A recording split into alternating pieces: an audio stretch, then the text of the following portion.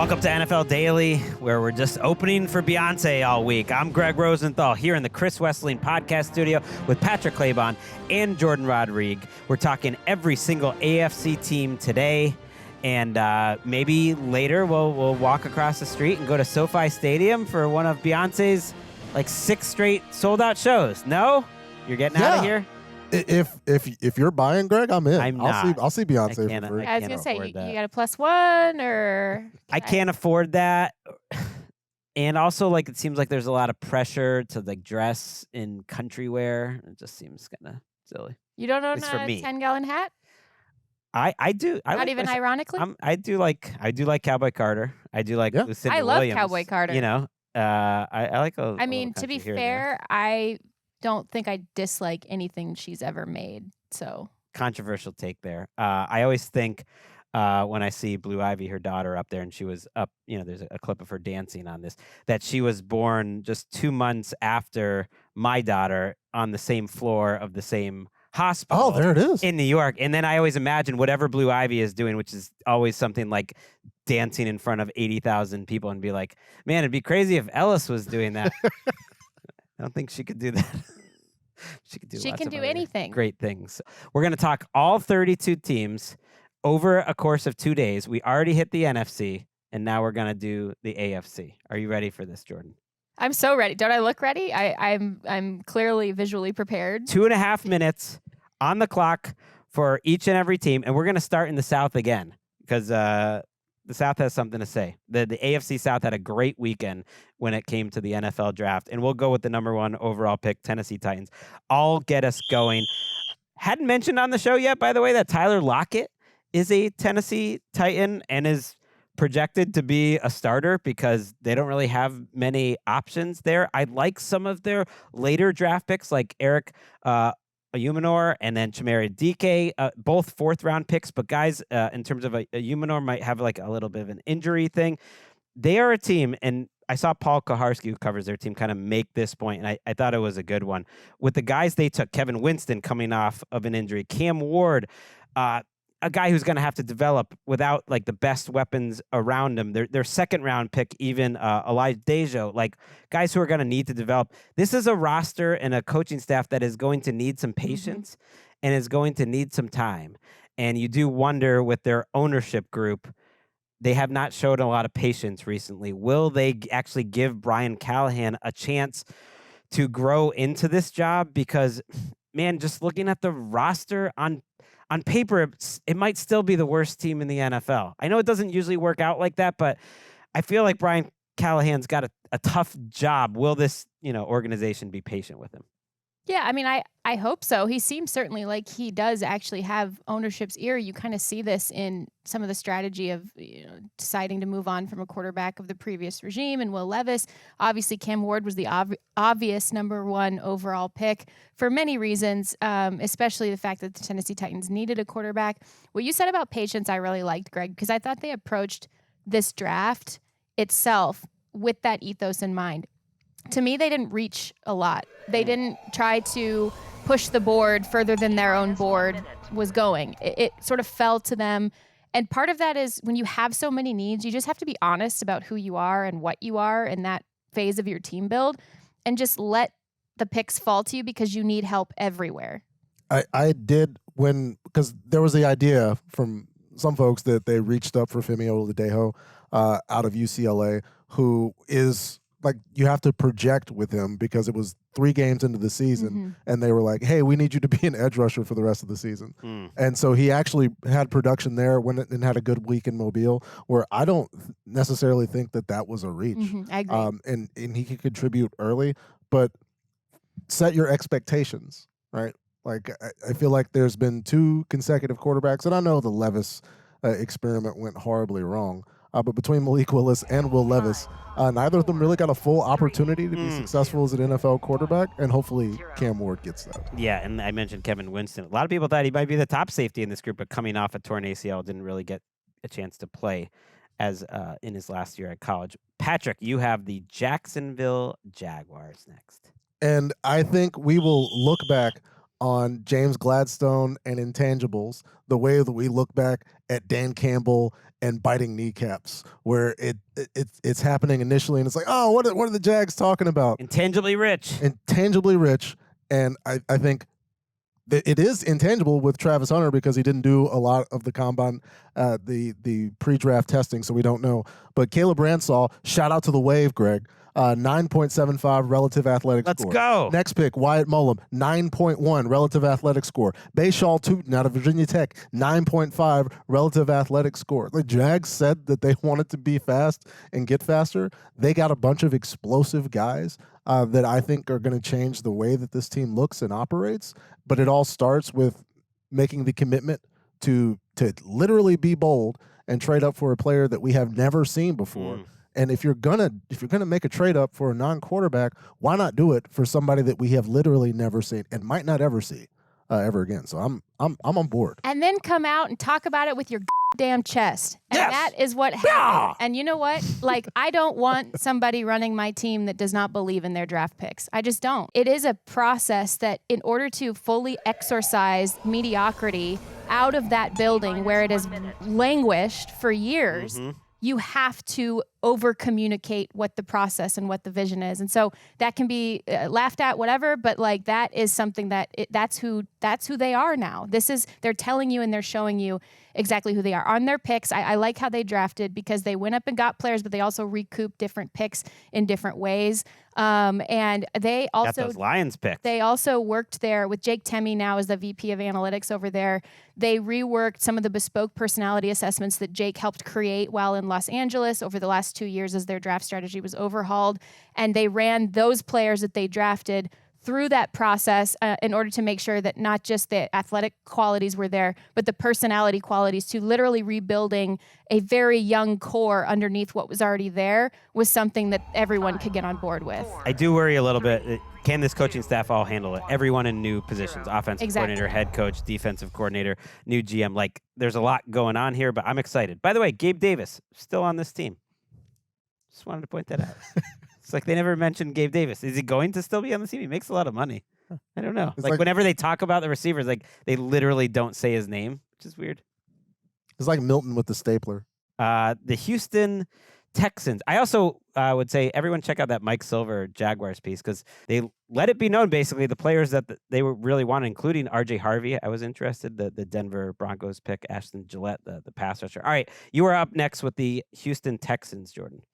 Yeah, so I think everybody really expected Houston to hit their offensive line pretty hard with their earlier picks of this draft. But actually, I think they showed they were more concerned about maybe the health or the long-term viability or even the way they want to distribute the ball with their receivers group than they were initially willing to let on this offseason. The two Iowa State receivers, they doubled up in a big way. They, again, kind of went after this sort of like team chemistry thing that these two very complementary players showcased while at Iowa State. Two very dynamic players in Jaden Higgins and Jalen Knoll. And they were also top character and talent cross sections. Again, I got to see some of the scouting reports on those guys across the league. And so that tracks with what D'Amico Ryans is trying to do. Greg, you brought it up a few weeks ago with the swarm method. And they also have a type. Like Higgins and Knoll reminded external draft analysts of Nico Collins and Christian Kirk, who are already on the roster. One of my favorite picks that they made was Ariante Ursary, who's a project player. But if he does get on the right development track, he has tons of upside. And he also drew athletic and physical comps to Laramie Tunsil from external draft analysts. And so I think that that's super interesting to me. And they obviously added Cam Robinson as well after making that Tunsil trade. More notable, maybe perhaps in their mind, is building out some of these layers and distribution avenues in the passing game and then bringing in Nick Caley, who I think is going to bring some Patriots way to getting the ball out fast and distributing it around. I don't know if it was enough. They have a lot of players on their offensive line. It's still a mystery who's going to play where. I think they wanted to add more players. I think I was surprised they went this direction. I think the linemen just went so fast that the value wasn't there. I think they would have taken Donovan Jackson if they got one more pick later. But maybe Minnesota knew that, and that's why they. Yeah, I think he was kind of the last offensive line before a bit of a drop there. They have so many wide receivers. Braxton Berrios and Justin Watson are watching this draft being like, oh, come on, guys. But when they Short-term rental apartments. when they took Higgins, my initial thought was that late season burst a couple of years ago before Noah Brown left to go to DC. Mm-hmm. That's the player that the Texans needed. They need a stretch guy deep. They wound up going with Stephon Diggs, and he was contributing within that 8 to 10 yard range early on, but they needed both of these guys out of Iowa State. Shout out to D'Amico Ryans, just allowing a world where they only had one defensive pick, which was Jalen Smith, a nickelback in the 3rd round. But otherwise, they went all offense, which I think made sense after the free agency period that they have. I will wrap up the AFC South with the Indianapolis Colts. And I just asked the question, what is this team? I like it. I'm very intrigued to watch this entire division, but I also don't like Anthony Richardson, Jonathan Taylor, Tyler Warren, Joshua Downs, Alec Pierce, who is one of the best deep threats in the league, Pittman, add them all up. Maybe they'll get something out of A.D. Mitchell. That's weird. Oh, and then it's this quarterback thing where all the quarterbacks are kind of the same but different. They have Russian dolls at quarterback. Yeah, Daniel They've got Jones. the most elite version of the same quarterback. They have the medium version of the same quarterback. They have the poor version of the same quarterback, and they have the rookie who's version poor? Oh, okay. of the same quarterback. They have the every range of the same person is on this. They also have a man, and I bet he is just a clone of Daniel Jones and Riley Leonard, a man named Jason Bean as their 4th quarterback. It's not a real person. Not familiar You're making with his up work. Jason Bean. Jason Bean is a real guy, and he has Like Brandon, he has, or like the thing you eat? He is a quarterback / wide receiver. He really is that guy who comes from Kansas and wears the number 8. Anyways, what is this team? I don't know. You know what's kind of gotten lost in the shuffle? That their offensive line used to be awesome, and they watched their offensive line kind of go to Minnesota this year, and they've got pretty big questions from center over to right tackle, so that worries me a little bit. But it's Chris Ballard time. All he has after 8 years is one playoff win and a 62-69 record, and the title of best GM in the league by me one offseason, which I regret. And Colleen Wolfe's most hopeful team every offseason. Yes. I think there's reason to be hopeful. I think Warren, just fundamentally the investment in Tyler Warren seems to say to me that maybe that depth of target that we saw from Anthony Richardson will come back closer to the line of scrimmage. Maybe they'll move the chains a little bit more. And then health being a factor as well. The defense, you would think, would improve off of last year as well. So there's reason to be hopeful, I think, but no plan should include Daniel Jones playing football in 2025 if the Colts want to win, to me. Let's go to the AFC East, and let's talk about the Buffalo Bills. Patrick. The Buffalo Bills, who also got some of that speed, literally the fastest player in the combine, where I had wondered about the Bills' speed in the secondary. They go and dress that with Maxwell Hairston. Fun fact about the Bills, so Jeremy White of WGR was going to have the Bills GM to join him on the radio, was taping a segment before, mentioned need a little help at wide receiver. Bean gets on the phone, and he is incensed, guys. We actually have this. Let's go. Well, you guys were bitching in 2018 about Josh Allen. You guys wanted Josh Rosen, and now you guys are bitching that we don't have a receiver. I don't get it. We just hold on, let me talk. We just scored 30 points in a row for 8 straight games. A year ago, I get you guys asking why we didn't have receivers, but I don't understand it now. You just saw us lead the league in points when you add all the postseason. No one scored more points than the Buffalo Bills, including the Super Bowl champions. So you just saw us do it without Stephon Diggs, same group. How is this group not better than last year's group? Our job is to score points and win games. Where do we need to get better? Defense. We did that. So I get it. You got to have a show, and you got to have something to bitch about. But bitching about wide receiver is one of the dumbest arguments I've heard. Okay. I mean, I wish you'd listened to the 2 hours and 25 minutes before that. Oh, man, that is WGR 550 Sports Radio Audacity. I love it. I want everyone to bring Brandon Beane energy. Yeah. You know where I knew the hosts were in trouble? Where they just laughed at something he said nervously and were continuing to let him talk. And he was like, hold on, let me talk. It's like, well, they are, bro. They are. Yeah. I love that man. Points were made, though. I agree with it. Yeah, he could dial back the gendered insults a touch, but I think, right, when Jeremy did get a chance to clarify, right, just wondering if the Bills see wide receiver as a position that they need to invest in the draft, like considering the Amari Cooper trade and some other things where, there's really no like overall issues with the team. No, we got to take a timeout. We can't count the soundtrack, so we'll take a timeout with the. No, Bills. Eric was like, Good all job. right, that's enough Bills talk. But yeah, okay. they It's all go good. get Bosa in the offseason. Landon Jackson is a lengthy, with some solid traits, edge out of Arkansas, who did get some production last year, where, let's be honest, the Bills are going to be Super Bowl contenders. It's going to come down to 3 or 4 plays.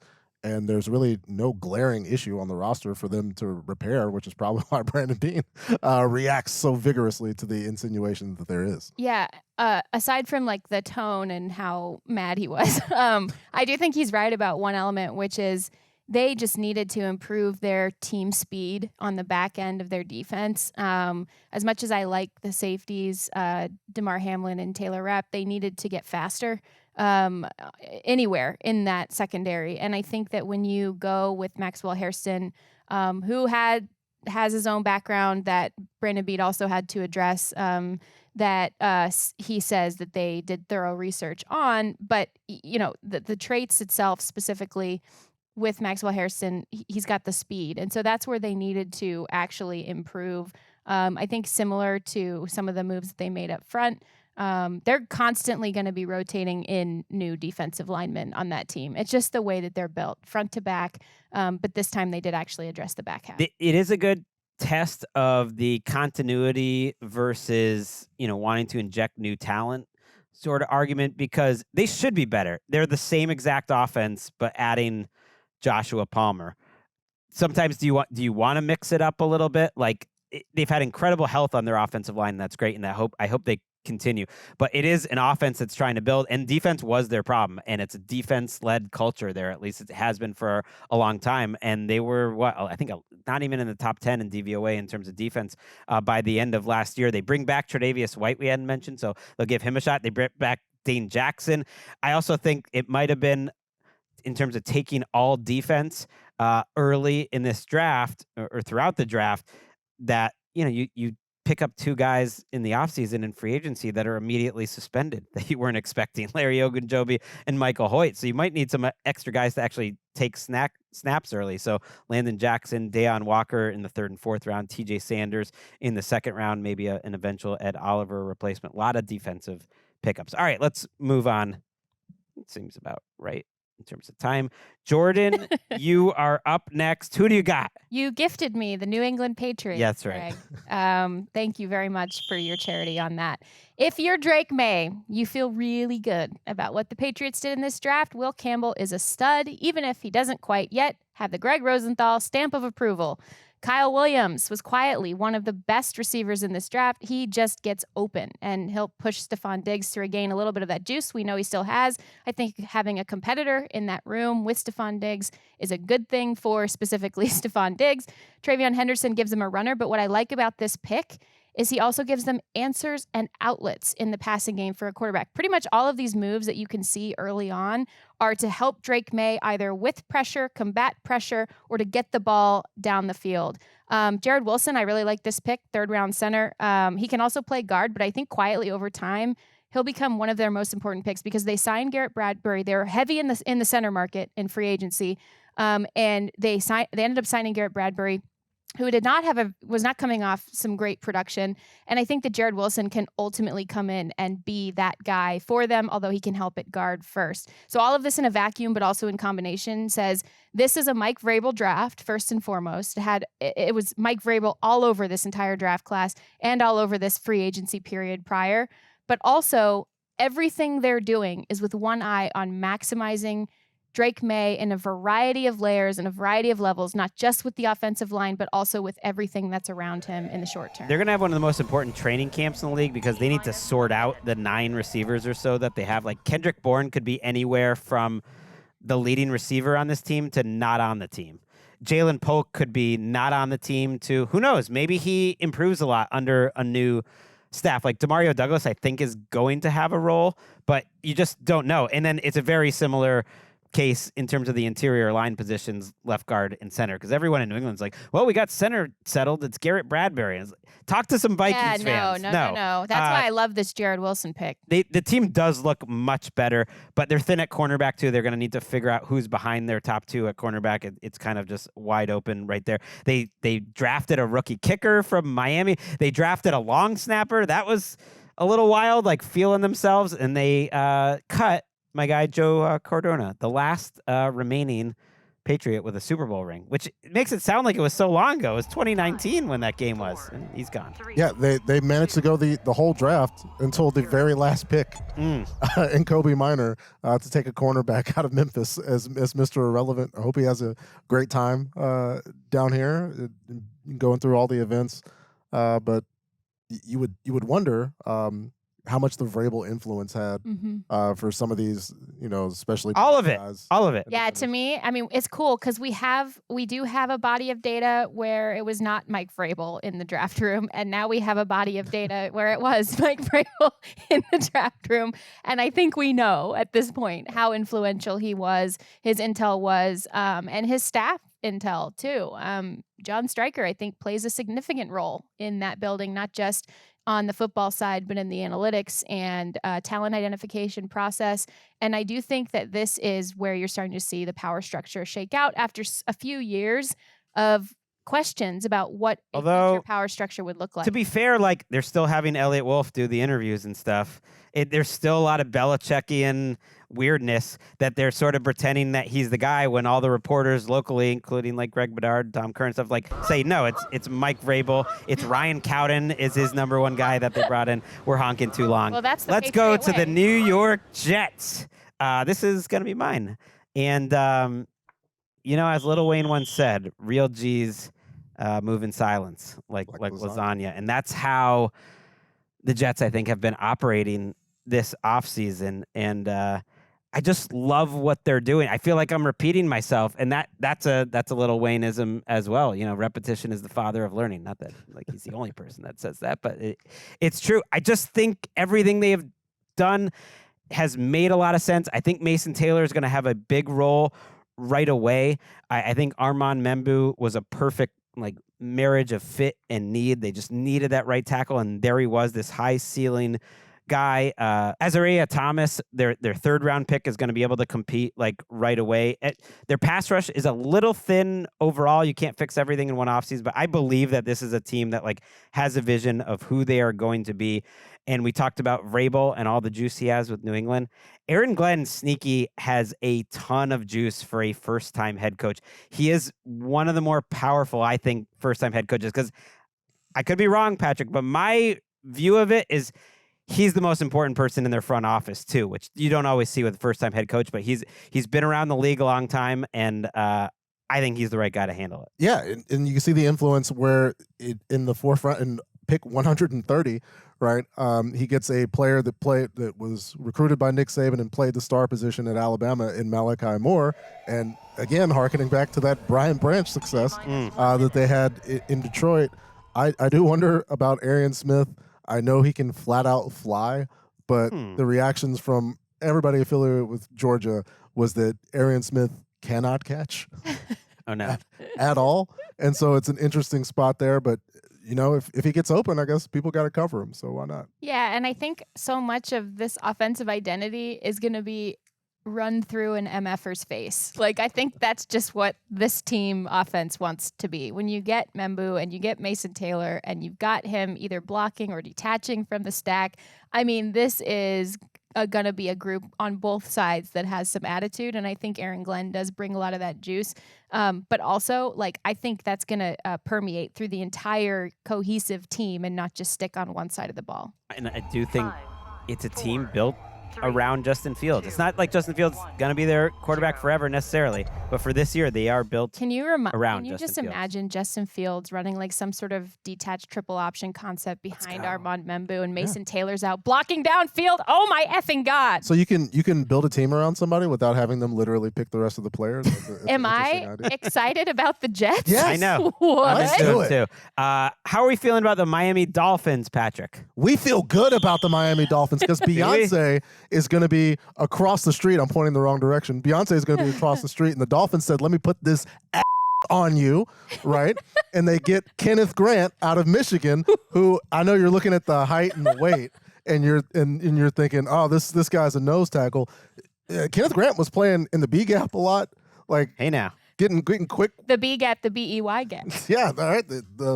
All right, we'll make a whole bunch of Beyonce parallels, but yeah, the general idea that they need to get tougher, which is to me like one of those football things where it's like, is this really true? Like they just need to be better and execute at the things that they were trying to do. But they get, I'm gonna blank on Jonah's last name pronunciation out of Arizona, but he was a huge traits guy, Savanea, 9.19 on the relative athletic score, and they get Jordan Phillips out of Maryland. It kind of makes me wonder about the Christian Wilkins situation and if they felt like maybe they should have been more of a player in keeping Christian Wilkins in Miami, because it really, for both sides, that departure didn't work out. They get Quinn Ewers late. Should he have stayed at school? He could have stayed another year. Yeah, No. stay, play somewhere else. I know Arch is going to play at Texas. Right. He would have no had to matter play what. somewhere else, but try to develop more. I'll say this on the show. The reported NIL numbers that you see for college football players, somebody prove to me that any one of them is real. I need somebody to prove to me that those reported numbers are real. I don't believe them. Like the people who give you those numbers were the same people that were lying about how much the players were getting paid in the past. I think there's incentive for everybody to lie. I think there is an element of truth to that, but maybe just in terms of developing. But Yeah. playing with Mike McDaniel, that's a good place to develop as a quarterback. This team stayed together a little more than I expected this offseason.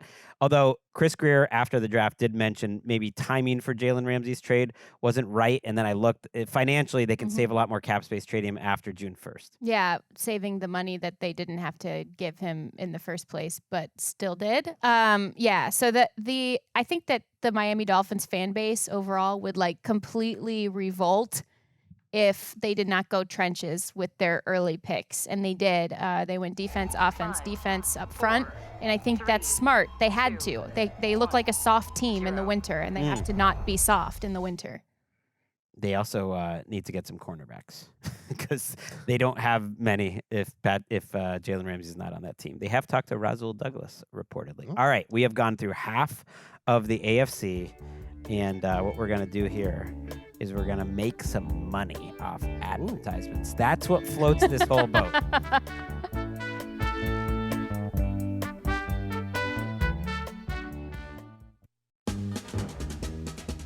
We've been on a journey this week. Sure have. Gone through all the teams. By the time we're up, we've gone through 6 divisions so far. 2 more to go. The Steelers. What a fascinating organization. Jourdan, take it away. What a setup. Thank you, Greg. Okay, one thing was clear throughout this draft weekend. The Steelers still clearly expect that Aaron Rodgers will join the team, or Kirk Cousins. No, my colleague Mike DeFabo, who does a great job covering the Steelers for The Athletic, says the fact that the trade hasn't happened yet still, even as the rounds pass, still drops breadcrumbs toward Rodgers. Really, this is the biggest topic around the Steelers right now. We talked about TJ Watt's possible contract a couple of weeks ago on the show. A move they made recently that I really liked is adding Robert Woods. It actually showed me that they may keep George Pickens after all. And I know that sounds crazy considering he was dangled on the trade market, but it's a big personality room between DK Metcalf and George Pickens. But Robert Woods is like the best dude, and he brings people together, and he's sort of a glue guy in the multi-layered elements of an offense in general still, even though he's in the twilight of his career. And I can see him being a great like middle child in there. And also, by the way, you know who I think would love to throw to a security blanket such as Robert Woods? Aaron Rodgers, who may or may not soon be joining this team. I'm higher I mean, on the owner thinks he's joining. Exactly. That seems to matter. Derek Harmon, who seems like the eventual heir to Cam Hayward, was one of my favorite players in the entire draft. He's super versatile, and he's always around the quarterback. And actually, I think I'm higher on Will Howard, who they did take at quarterback later on in the draft. Probably going to be a backup spot, maybe even a spot starter eventually. I'm actually a little bit higher on him than I think the zeitgeist is, but specifically for that role, the backup spot starter role. Good moment on the season finale of Hey Rookie, an underrated NFL Films production when Will Howard got drafted. I love those moments. Caleb Johnson kind of gets to be the thunder to the backfield question, where we talked to him on path to the draft on the way up. He doesn't like the perception of being a big back that is slow, because he feels like people associate being big with slow. But he does say that he can be explosive, and he was a lot of times for Iowa, where I think I don't know if I don't have the confidence, right, in the offense that they're going to have a whole bunch of running lanes to right. go Why are they going to be better? I mean, they have DK Metcalf. That would be the number one reason, but I'm not sure why this team is better. But to your Caleb Johnson point, the coaching staff immediately afterwards, including Arthur Smith, said high volume. We liked how high volume, and we like that we can take pass pro off his plate because Jalen Warren is so good at that. So very clearly kind of like running down old school, passing down back type of setup. And yeah, they better. I'm happy with either Aaron Rodgers result, because either it's good content. I mean, it is interesting. I will be interested to watch the Steelers, or it's like the biggest team building malpractice in a long time, which is good content too. Because he at least requests such a specific set of things to be a certain way, and you combine that with Arthur Smith, where hey. It's got to be weird. It's gotta be Either weird. way, we win. All right, yes. Let's go to the Ravens. Did your Baltimore Ravens win, Patrick? I think they got a very good, again, the safety position in Malachi Starks, where you have a guy whose athletic testing didn't turn out, but on the field player-wise, what more could you ask for? I could ask for more at this point we're going to be in May very, very soon with answers on what happened specifically for Mike Green regarding his sexual assault accusations, as well as Justin Tucker. Just for the benefit of people being aware of these circumstances and specifically what happened and how it happened, that conversation, whether to the benefit of Mike Green or just to say what actually happened, I think would go a long way to facilitate better conversations around these things. But just a good football player. Would, again, like to know more. Emory Jones played a lot of football at LSU. This is, I feel, similar to this draft, which had 11 picks in it. Don't know, you get down to Dellinger out of LSU, like some of these guys are going to be on the back end of the roster. I don't know how much they're going to contribute, but it screams another team that's going to be a contender, that's going to be 3 or 4 plays away from having a chance to make it to, a championship game or the Super Bowl, where they were able to wait late and take a really good player who contributed on multiple national championship teams. Worries me a little that they're just rolling it back. It's one of the things I notice when we do this exercise and check the depth charts of just like how many new guys are starting for them. And for them, it's probably Malachi Starks has a good chance, and maybe Nuke Hopkins, which I wouldn't be, I thought they'd upgrade that spot a little better. It's always just a little worrisome when it's just like rolling it mostly back. I just you want it to be mixed up, because I think historically that doesn't necessarily work. So I think, and obviously this is a complicated topic, because I do think that they added above average and explosive juice where they really badly needed it, and that's in their pass rush. But because of everything going on around this organization with Justin Tucker right now, and because of the allegations against Mike Green and the situation that they're allegedly researching as well, or had researched before the draft, it's complicated, because I do actually think this team got better. But, if you're a fan of this franchise, there are other questions off the field that you're asking about what is normal for this franchise. Well, Justin Tucker's not going to be on this team. Most likely. They drafted a kicker, Tyler Loop, in the 6th round. It does seem like they're just waiting for this process to play out, and then they're going to say goodbye to Justin Tucker. As for Green, yeah, they pretty strongly defended and said it was investigated as much as they could. I just look at him as like a version of Odafe Owe, but different. Like, he's a raw player that you're not sure is going to pan out either if you're just looking at him as a football player too. I feel, but at least the difference between him and Owe was that you're projecting, right, the production for Owe, Right. whereas Mike Green had that he was production. productive. But you're kind of projecting, the level of play he was at. That's fair, but he was at Marshall. But and again, like with all of these investigations, like there was the famous Jerry Richardson investigation a few years ago. I'm a little tired in the NFL world of hearing about an investigation that happens and then not finding out anything. I would like to know what actually happened because I feel like it's important for people to know.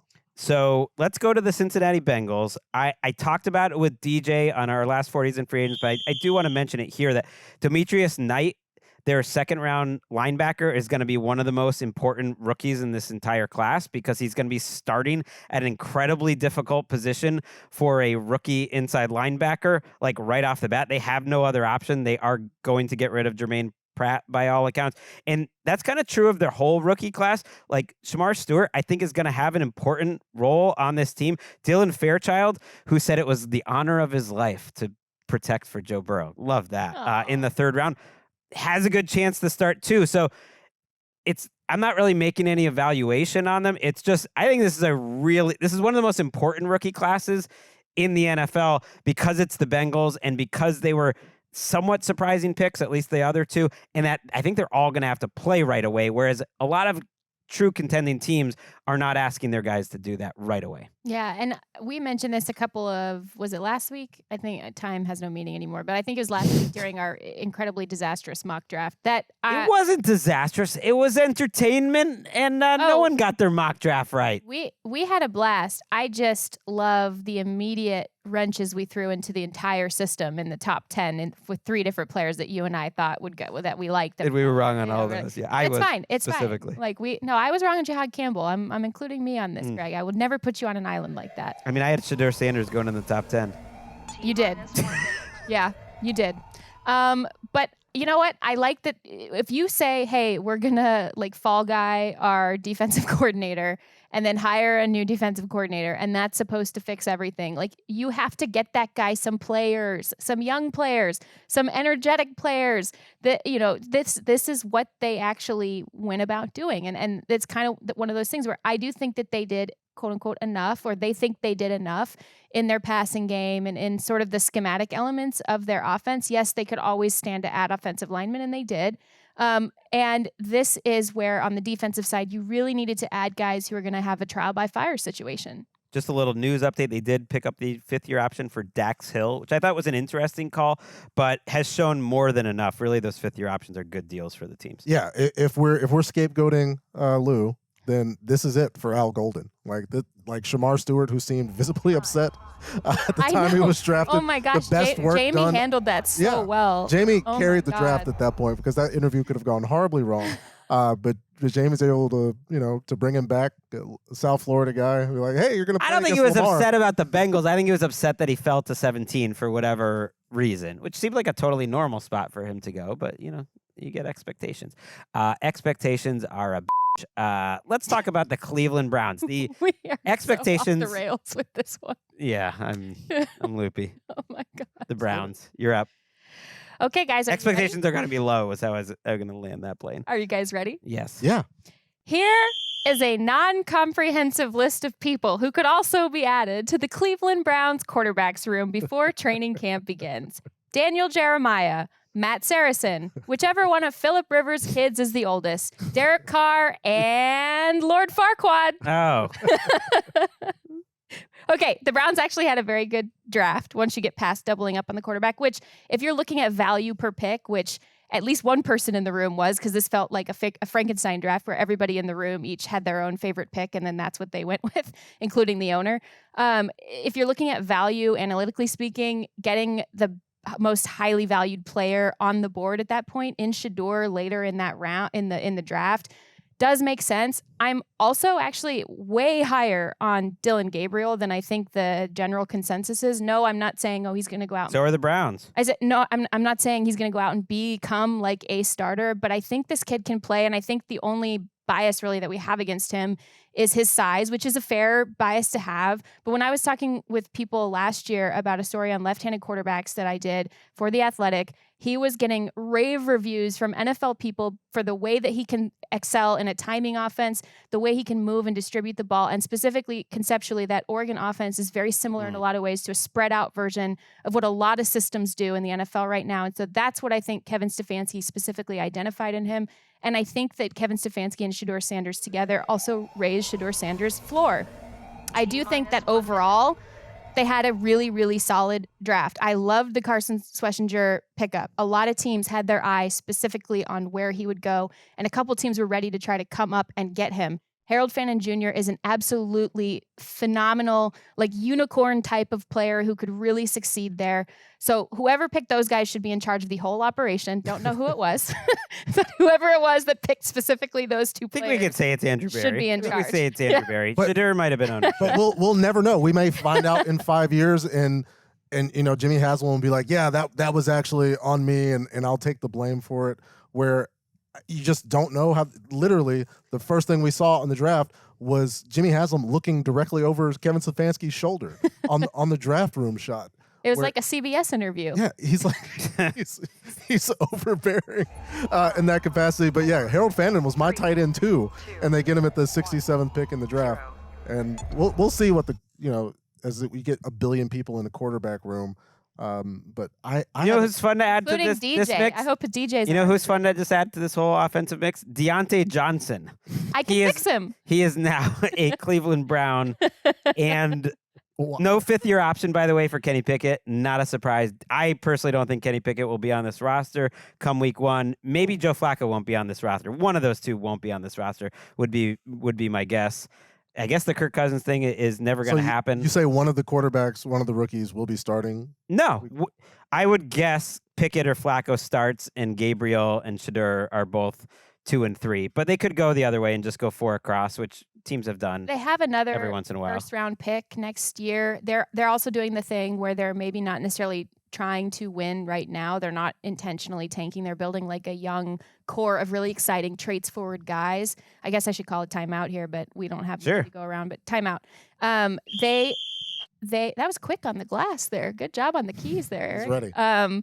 So I feel like that this is like, okay, we're building out the new era of what our offensive roster and some of what our defensive roster is going to look like, and we're not really fixated on quarterback right now, a position that absolutely has to win you games. If you're just going to sort of manage that position and develop players in the short term, 2026 is when I think they'll actually try to go about solving their quarterback. I hear you, but they just gave a quarterback contract to Myles Garrett. Denzel Ward, not a young player. Joel Bitonio, very much at the end of his career. Jack Conklin, still on this roster. Like Wyatt Teller, like nothing about this team build is cohesive or makes a lot of sense. And I think it could all add up to a team that's better than expected just because Kevin Stefanski is a pretty good coach. And who knows, there are decent players on this team. But it's just crazy to me that I saw Tony Grossi, and he's covered this team forever. And the way they're covering Shedeur there, and this is locally, the guys that actually know the team's like, what are the odds of Shedeur starting week 1? And they think it's like a decent amount. And I'm thinking like, well, then why didn't you take him in the 3rd round? Like, I don't think it's that much of a chance of him starting week 1, but I guess he has a chance. I would think it'd be less actually than Dylan Gabriel, and certainly less than Joe Flacco, but who the hell knows? I don't know. It's kind of a sneaky old team in parts. Like the offensive line's incredibly old. Yeah, I agree with you, but I think you're gonna have to develop your skill guys, and then you figure out what assets you can still recoup if you need to go younger on the other side of the ball too. And like Myles Garrett, people were willing to go and trade for Myles Garrett this year, right? What says that like, oh, you don't have the same conversation next year, even with the big contract, if you decide you are really going to rebuild the entire thing because you're going out and getting a quarterback? I just want them to have a set, like a 2 wide receivers, 2 tight end formation, where the 2 receivers are Deontay Johnson and Jerry Jeudy, and then you have Njoku and Harold Fannin. That just seems bonkers to me, but I'm down with it. That's like a AT&T bar, like slowly going down. I don't know what in- that is, in but terms I of like hype. it. If Deontay Johnson wants to play football, like we'll see. I can Right. fix him. Let's go to our final division. It's the AFC West, and Patrick, you've got 2 teams here, so I'm going to start with you. Yeah. Let's go with the Los Angeles Chargers. Absolutely. I just drove past the Bolt. It's a spectacular facility right there adjacent to my neighborhood where we saw them add explosive players in the first 2 rounds. Omarion Hampton comes into the backfield along with Najee Harris now, and I know that the fantasy community is going to be a little bit frustrated by that, trying to pick one. Trey Harris out of Ole Miss, we talked about this during our Jackson Dart discussion a few weeks ago, where you didn't really see a lot of what Trey Harris could do because he was limited by the offense that made it developing, right? Like finding an opinion on Jackson Dart was difficult because you saw Trey Harris catch hitches and like deep posts, and that was it. But he's got the speed and explosion that was really lacking from this Chargers offense over the past year, where everything was Ladd. It was all Ladd in the playoff game. He goes off. But the big concern, while they did add speed in that aspect, up front, they wait until the 6th round. They get Branson Taylor out of Pittsburgh. And I know every team is not the Houston Texans in the playoffs, and they're going to tee off on Justin Herbert. But there has to be some plan to protect the franchise. Yeah, I thought their interior line, even though they added Andre James and Mekhi Becton, I thought they'd do more this offseason. That's probably the one part of the roster. And I saw that Daniel Popper, who writes about them for The Athletic, thought this was the most complete Chargers roster at this point of the offseason that he's seen. And he thought the one spot is interior offensive line that probably feels a little unfinished, and maybe they'll add some people. And I would say that is a really shaky place to have as one of your more unfinished parts of your roster, especially if you want to run the ball and protect the quarterback the way that the Chargers need to. And with Mekhi Becton, I think we all want to see Mekhi Becton be successful for the long Right, and to be fair, they have the guys they had last year and more. They added a couple Right. people. Yeah. To me, though, it sort of seems like they took the strategy of like, okay, this running back is incredible and huge. Which, by the way, have you guys seen the pictures of Omarion Hampton arriving Yes. at the Bolt? I mean, there's some forced perspective, I think, happening there, but like that dude is massive. And I love how, they went heavy at receiver to help Yeah. Herbert. They took Jeremiah's guy, Keandre Lambert-Smith, who I had never heard of, but was really high on Jeremiah's board. They took him in the 5th round, and Aronde Godson, who's like fast. Like, it's a lot of fast. Yeah, a lot of fast and some size, and especially at their skill positions. But they built that first before addressing some of the needs. Like, legitimately, I mean, we have to see how some of these ads in free agency work out for them. And 0 Michigan players. That's true. Everyone just assumed that they would take all Didn't these happen. guys. Didn't happen. I will talk about the former world champion Kansas City Chiefs, but they're still, recent champions, reigning AFC champion. I thought it was an amazing draft for them.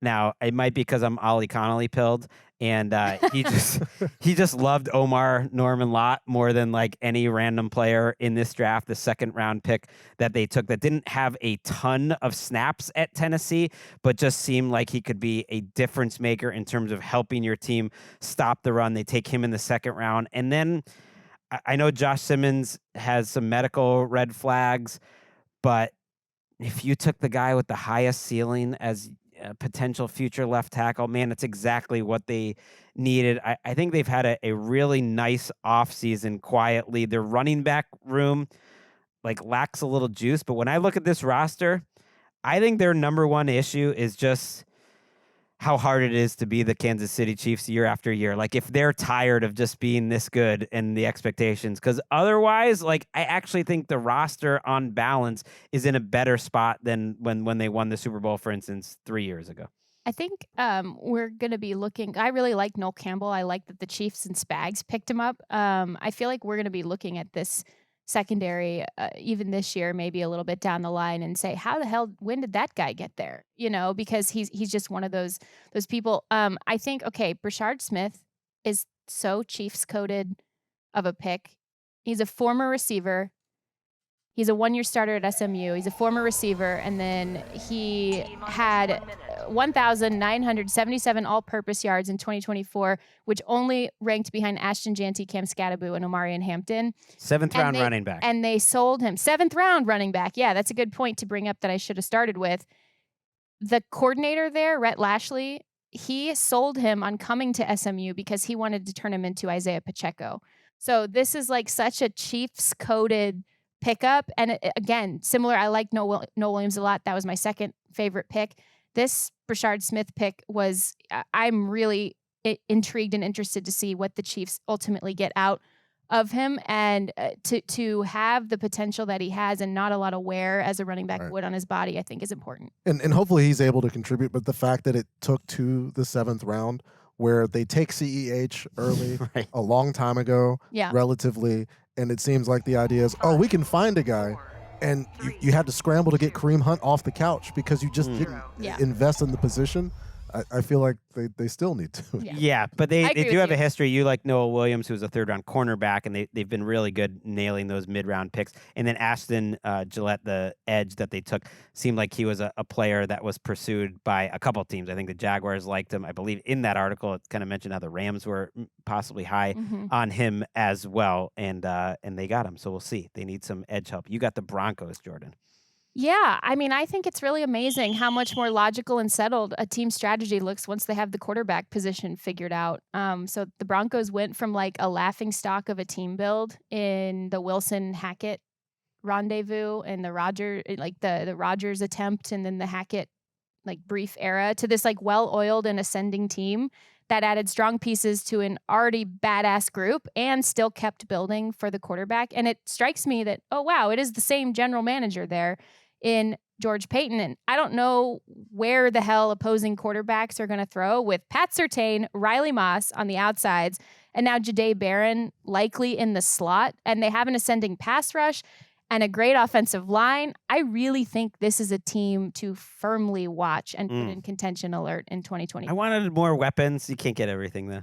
I know they took Pat Bryant in the 3rd round, which for a lot of people was surprising. Illinois, I saw Field Yates had that as his most surprising pick of the entire draft, but it sounds like a player that the league was higher on. I love their running back pick, another player that the league was higher on than the draft next. RJ Harvey. He's quick. He has explosive playability. He's so shifty. He makes guys miss. The knock on him was that he's not the best in pass protection, but you do have a quarterback who can move in Riley Moss. And actually, RJ Harvey's a former quarterback. So I think everything says about that this guy will get better at pass pro because he's thinking about that infrastructure like a quarterback would. Jahdae Barron was, in my opinion, like looking back at the draft, just too good of a player to pass on despite like any hope of improving on offense. Why not build on the strength on the back end and a very, very talented secondary where a lot of the things people are wondering why they didn't draft, I feel like they addressed a lot of those needs in free agency as well, where this team is, I guess, going to be a contender. They like their wide receivers better than I think the outside does. So it's Cortland Sutton, it's Marvin Mims. Maybe if the board had fallen differently to them, they would have moved up or done something. But they did have Matthew Golden on the board. But I applaud that ultimately they just looked at Jahdae Barron. I think it was less of a need. They have Jaquan McMillan there, and they're just basically upgrading at that spot. They have like 6 good defensive backs. So you're going to need it with injuries, and they're just set up for it. But you got to applaud them to kind of doing what the teams say that they're going to do and usually don't, which is I think they just stuck with like this player is more special than the other players. Tiny bit of news. The Dre Greenlaw suffered a quad strain. Reports out of Denver via multiple outlets say that he's going to be ready for the 2025 NFL season. Will not need surgery, but the injury was initially reported by Jen Chan at NBC Sports Bay Area. She does a great job, so just wanted to shout her out. Yeah. You do worry. That was a high risk, high reward pickup in free agency. All right, let's wrap it up with the Raiders. Yeah. Oh, hell yeah. Get Pete now free from Schneider, who wins the power battle in Seattle ultimately. But they get, again, for the 2nd year in a row, one of the best 3 players in college football, and Ashton Genty. A year after getting Brock Bowers, they come back with Jack Besh, who, notably, of course, went through the tragedy with his brother being killed in New Orleans. that horrible day, but also went down to Mobile and had a spectacular performance at the Senior Bowl. He's a bigger wide receiver, where I do wonder if there's going to be some route redundancy with Brock Bowers, and it kind of puts Trey Tucker on notice because Jacoby Myers is going to get a lot probably of attention from Geno Smith as well as Brock. Who's Bowers. also kind of has been like a big slot, which is essentially what Jack Bech is too. Yeah. But this is their new guys. They need to replace the old guys. And, some concerns up front, but they do have veterans. Jackson Powers Johnson has played a lot of football. Alex Kappa has as well, where it may be the Geno effect, and maybe I'm biased there, but I believe in this roster the way it's currently constructed. I believe in the offense. Man, the defense, Pete Carroll and Patrick Graham have an uphill battle. In theory, your defensive line is awesome, but Christian Wilkins and Malcolm Kuntz are coming off major injuries, so you're just hoping they're the players they were before. And then the back seven, I would argue, is as question mark filled as any team in the league in terms of the linebackers and the secondary. I really am intrigued and excited to see what the combination is, though, of Patrick Graham and Pete Carroll, because schematically they don't run the same things, historically have not run the same types of things, but together, knowing that you are going to have to scheme up some of the pressure, you are going to really have to scheme up some of the coverage shells that you present on the back end. I just think we're going to see some really interesting creative stuff out of this defense, because you're going to have to, because the talent deficit still appears to be there. And on the offensive side, I think that same thing rings true as well. I think they go out and get Ashton Jeanty and specifically hone in on a receiver like Jack Bech, who is kind of that power slot, as Nate Tice would say, or that sort of bigger bodied or smaller tight end, but bigger bodied receiver. And I think we might see this team do a version of what we always would joke about when some of the Shanahan people would go heavier personnel, which is running 11.5 personnel instead of either 11 or 12, using a couple hybrid players to be heavier personnel in terms of the physical makeup, right, but then also have players who can do a couple of different things and block and pave the path for Ashton Jeanty, who defenses are gonna have to account for. Still have Michael Mayer on that team too, who was most people's TE1 2 years ago, and certainly can block. And I hope they keep him, because I think he showed something as a rookie. They took a couple late round, third round tackles or offensive linemen, Charles Grant and Caleb Rogers. Good job by our guy John Spytek. He gives up the 3 for Geno Smith, but then after all those trades, he still ends up with 3 third-round picks, and 2 fourth-round picks, because he just kept moving down and getting a bunch of mid-rounds in a good deep draft. I love it. And if you guys will indulge me, I do want to take a second to shout out my absolutely fantastic coworker, Vic Tafer, at The Athletic, and he's been covering the Raiders for a long time. 15 years. Covered their transition from the Bay Area into Las Vegas. He is moving off the Raiders beat as of this week, and he's moving over to 49ers coverage still with The Athletic. He lives in the Bay Area. His family's in the Bay Area. So he's basically covering the team, traveling a lot. Vic, I know you're drinking a whiskey right now, and I really appreciate your mentorship and your coverage. That's a tough team to cover. A lot of stuff's happened, but he's one of the best to do it. Yeah, and one of our favorites and multiple-time guest, Tashawn Reed, will be still covering them for the Raiders. Yes, he so will. They are covered well. That's it. We covered the entire league. We did it. AFC and NFC. We did it. Congratulations, guys. Thanks for having me. That's it for this week. I mean, you wouldn't expect more, frankly. We will be back next week. I don't know what we're doing. My mind is totally fried, but we will be doing things. We will be making shows, because the football, it's on the field. It's back.